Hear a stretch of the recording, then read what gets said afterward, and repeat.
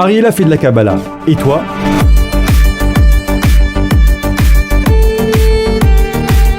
Ariella Shelboun, bonjour. Je rappelle que tu étudies avec un maître en Chassidoute et Kabbale et tu transmets à ton tour le titre de tes livres, Une année avec la Kabbale, secret de la Torah et des fêtes juives. La semaine dernière, on s'est quitté sur la section Shemot avec Moïse, Moshe Rabbeinu, le libérateur dont on a parlé au niveau de la Neshama. Moïse, c'est l'âme collective d'Israël et du monde pour le délivrer. Cette semaine, dans Vaera, Dieu apparaît à Moïse pour préparer la délivrance. S'engage alors un dialogue avec Pharaon afin qu'il laisse le peuple hébreu sortir d'Égypte et marcher en direction du Sinaï. Pharaon endurcit son cœur et ajoute aux souffrances du peuple hébreu. Ici commence le récit d'événements terribles qui s'enchaîneront les uns après les autres jusqu'à la sortie d'Égypte des Hébreux.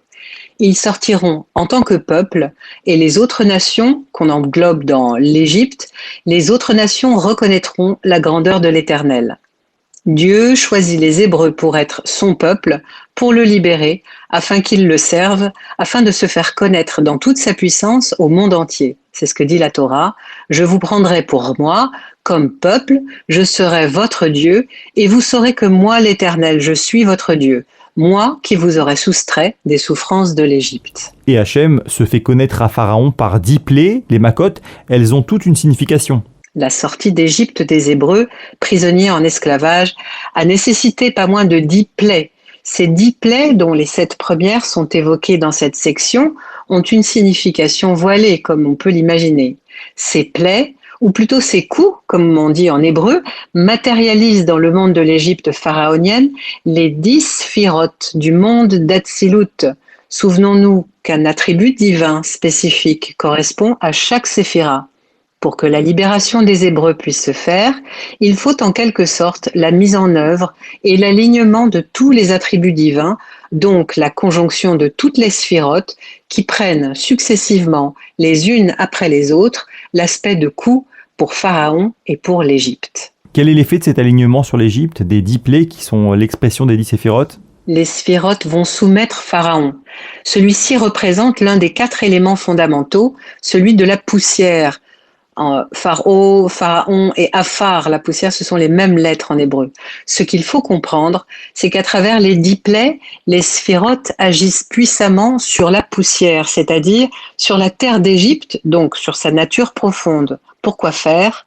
Pour parvenir à en faire un réceptacle de la lumière divine, autrement dit, un kéli pour les valeurs de Dieu, alors que l'Égypte était jusqu'à présent une terre d'idolâtrie, un pays qui avait pris 9 mesures de puissance occulte, 9 mesures de sorcellerie. Régnant sur l'eau, le Nil, et sur la poussière, la terre d'Égypte, Pharaon est appelé le grand crocodile. Il symbolise la puissance de l'Égypte, l'énergie inerte du monde physique. Le crocodile est semblable au Nachash, le serpent originel qui avait suscité la faute d'Adam, rampant sur son ventre, mais possédant encore ici ses 4 membres.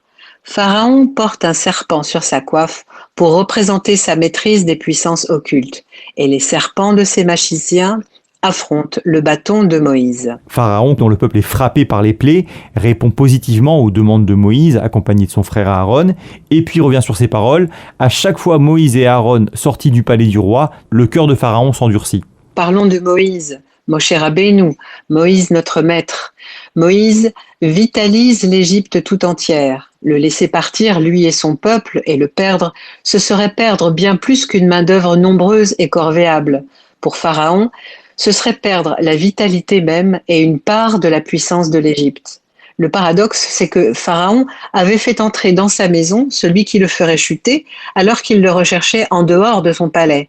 Vous vous souvenez du meurtre systématique des premiers-nés hébreux pour contrer la prophétie d'un libérateur. En fait, c'est chaque fois pareil. Rien ne sert de chercher l'ennemi à l'extérieur. L'ennemi, il est toujours en nous, dit la Chassidoute. Oui, ce fameux Pharaon, celui qui enferme est en nous, et le libérateur, Moïse, se trouve lui aussi en Pharaon. Il faut imaginer la puissance de Pharaon, mais aussi celle qui s'oppose à lui à travers Moïse. Comment comprendre le tzaddik qu'était Moshe Rabbeinu ? D'abord, son âme, c'est la réincarnation de l'âme d'Adam Arishon, tandis que son corps est la réincarnation du corps de Noé. Le Midrash le dépeint comme un géant. Comme Noé, Moshe prend sa source dans le monde du Tohu, d'avant la création. Et la source de son intellect est donc le Tohu. Olam HaTohu, le monde du Tohu, on l'a déjà vu, les âmes issues de ce monde qui est au-dessus d'Atsilut peuvent être dans la destruction ou bien encore cumuler les deux forces de Tohu et Tikkun, destruction et reconstruction d'un monde. Comme Noé, Moïse œuvre au basculement de deux grandes périodes de l'humanité, avant et après le déluge, avant et après le don de la Torah. Comme Noé, Moïse détruit pour que le monde puisse être reconstruit sur de nouvelles bases. C'est un être qui n'a pas le sens de la réalité, il n'est pas à l'aise avec les sentiments et les mots. L'âme de Moshe est si élevée qu'il en bégaye. Lourd de bouche et lourd de langue, il lui est difficile de limiter la puissance de son âme, dit la Torah. Son corps est en shvira, permanente, c'est-à-dire en destruction avec son âme. Il est dans la destruction. C'est en évoquant un nom divin qu'il tuera l'Égyptien. Il brisera les tables de la loi. Dans le désert, il frappera le rocher, etc. Il déchaîne la shvira dès qu'il agit, il brise tout. C'est pourquoi la peine des esclaves hébreux augmentera encore à cause de ses interventions auprès de Pharaon. Alors citons ce fameux Midrash enseigné dans Shemot à propos du choix de Moïse, bébé dans la cour de Pharaon. Un ange porte la main de Moshe sur le charbon ardent placé devant lui plutôt que la couronne de Pharaon. Ce charbon ardent, Moïse le porte à la bouche et ce Midrash est à relier à l'enseignement de la Kabbalah au niveau de l'âme de Moïse qui est issue de Olam HaTohu. Le charbon ardent dont nous parle le Midrash fait référence à ce monde du Tohu, c'est la lumière cachée, un monde où la lumière est tellement élevée que Moshe Rabbeinu ne peut retranscrire par des mots cette lumière. Il est tellement élevé qu'il ne voit pas la souffrance. Moïse n'est pas un orateur puisqu'il bégaye. Âme pure, préoccupé exclusivement de spiritualité, Moïse ne voit pas la souffrance dans le monde. Ce n'est qu'avec le buisson ardent qu'il verra pour la première fois que les Hébreux souffrent. Moïse doit prendre le parti de la vérité politique et historique et s'inscrire dans la réalité. C'est sa mission, c'est son tikkun. Pendant 7 jours, Dieu et Moshe discutent jusqu'à ce qu'ils soient convaincus de la nécessité d'intervenir pour ses frères esclaves en Égypte. En vérité, nous dit la Kabbale, Dieu et Moïse travaillent à faire descendre les sentiments contenus dans les sphirotes depuis le monde d'Atsilut jusqu'à la Malchut, la royauté de ce monde, et le préparer ainsi au don de la Torah.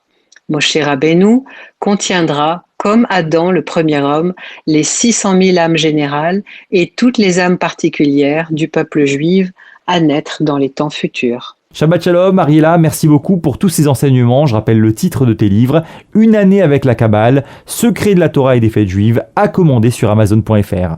Shabbat Shalom. Ariela fait de la Kabbalah, et toi, à la semaine prochaine.